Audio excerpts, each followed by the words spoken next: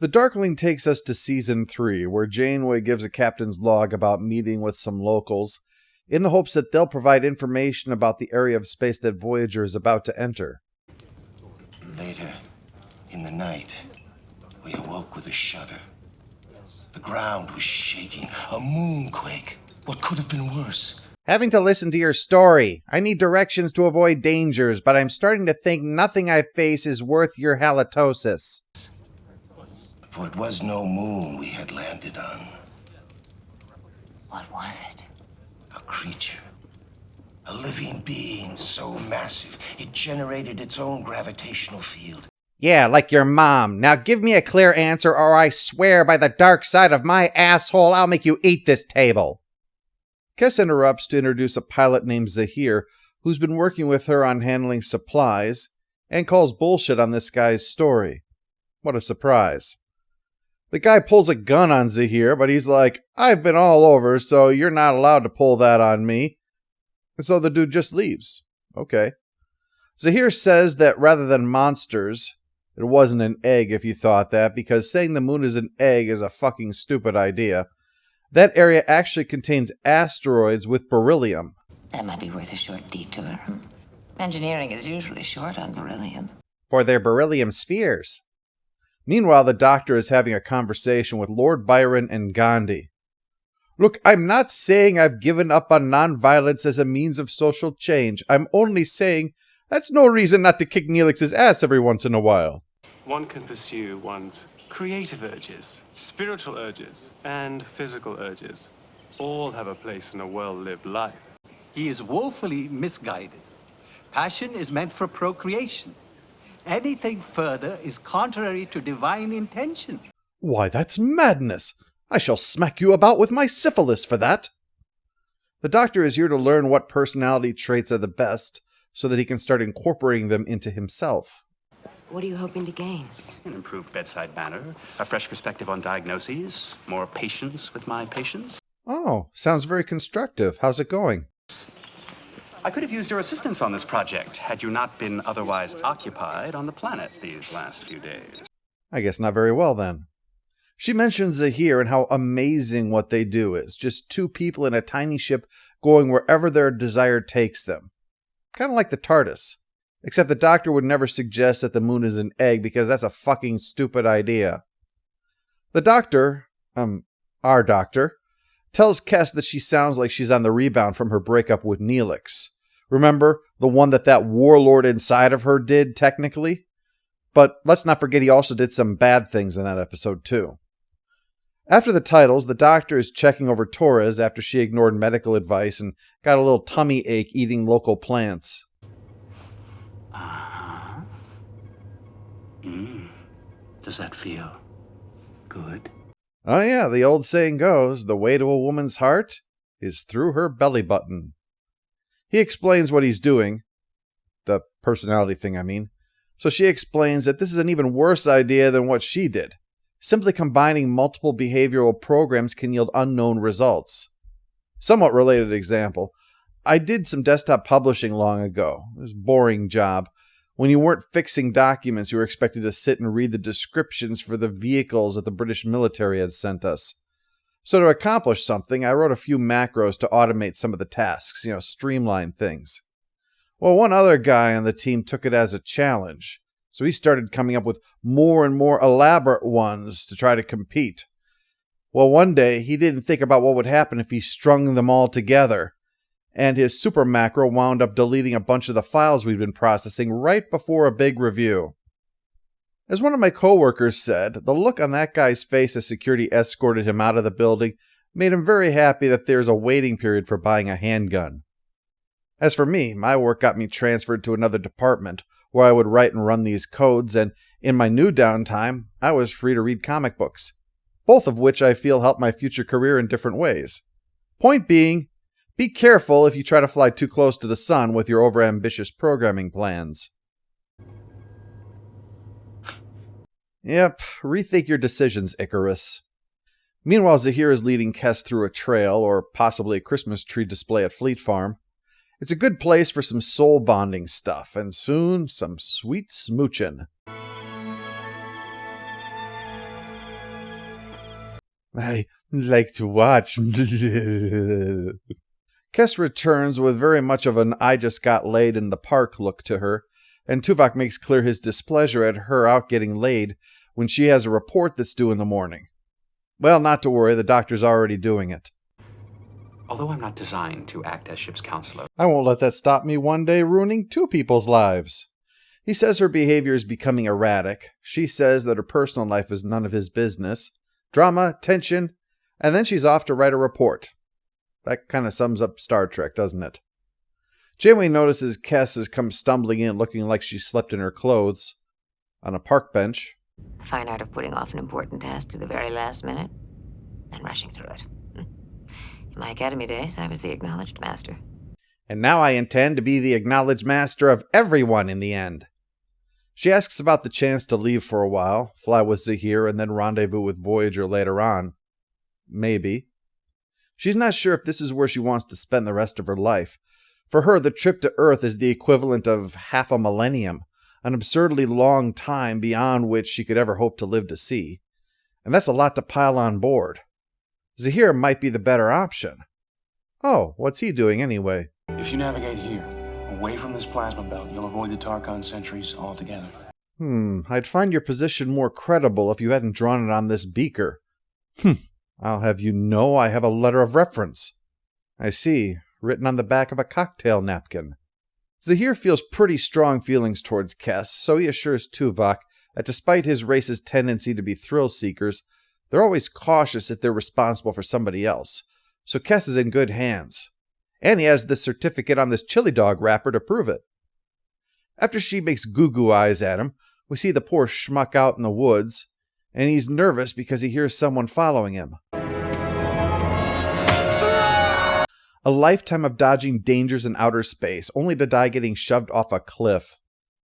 The robed figure heads inside, where he mixes it up with Mr. Eggmoon, only to reveal it's the doctor, and he is very surly. He shoves the guy's hand into the fire to get his attention and demands access to a ship. All in all, I'm going to go out on a limb and say this isn't typical behavior for a program made to heal the sick and injured. The next day, Kess rushes in and asks the doctor's help.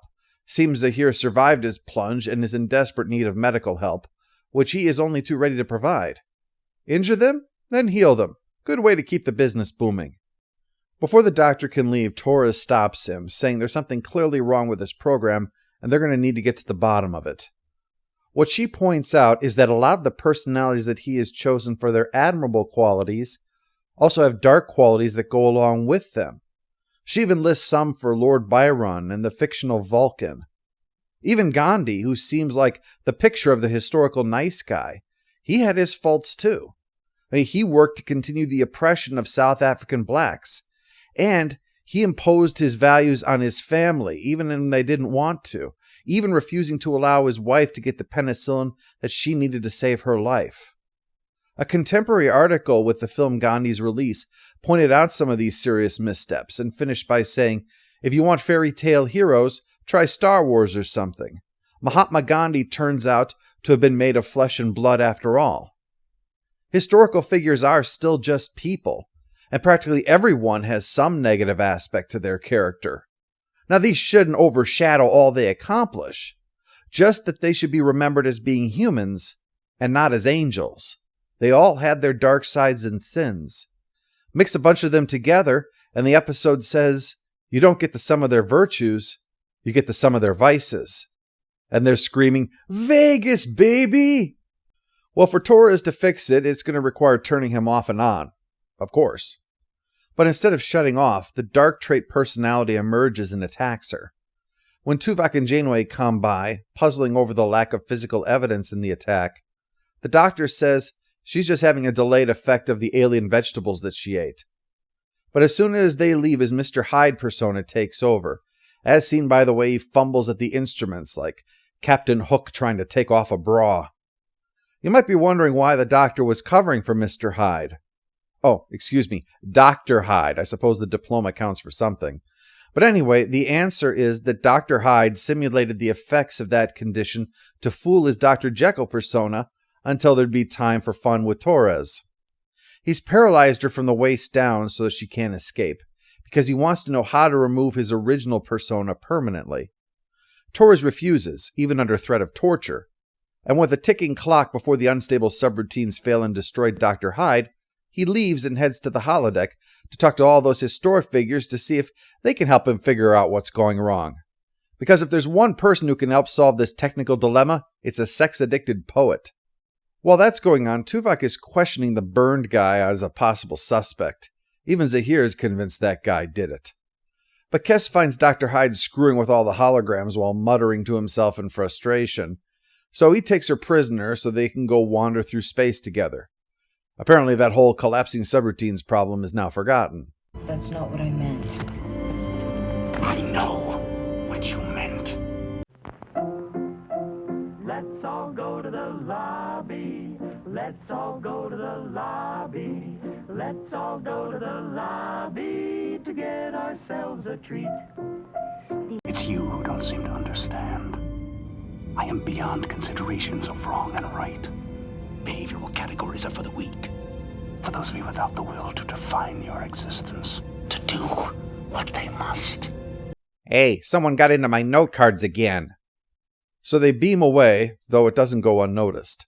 Not that it matters, Harry couldn't stop Neelix from beaming himself into space. Though I admit my own deep-seated desires may have caused his council to shut down.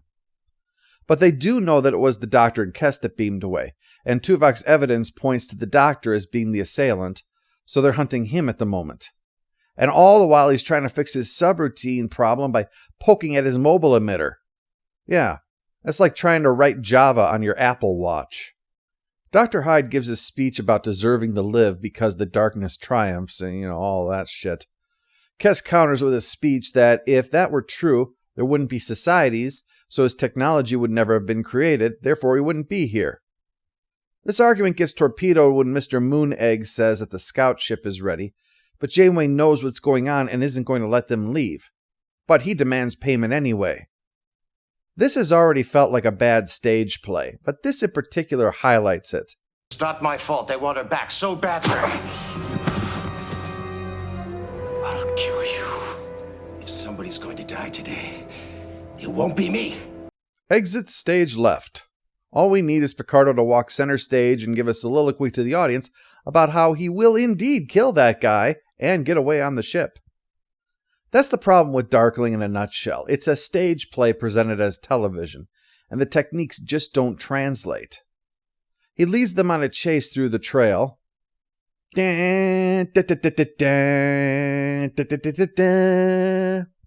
He's cornered and threatens to throw himself and Kes off the side of the cliff, but she tries talking him down first. I